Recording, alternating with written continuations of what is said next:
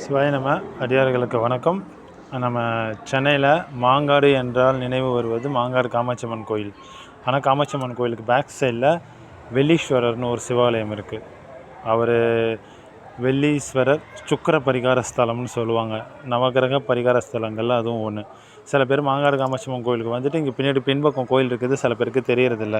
அவங்களுக்காக தான் இந்த பதிவுகள் போடுறேன். இது நம்ம சுக்கிரனோட இதுக்காக இந்த ஆலயங்கள் இருக்குது.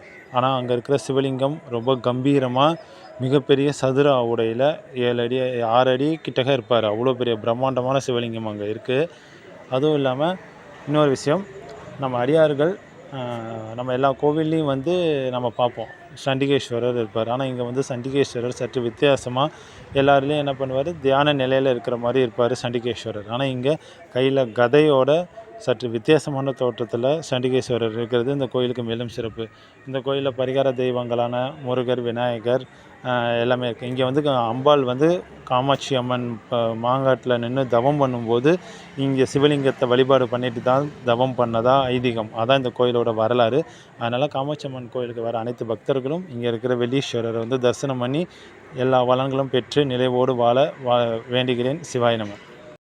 அருணையின் பெருமகனே, எங்கள் அண்ணாமலை சிவனே.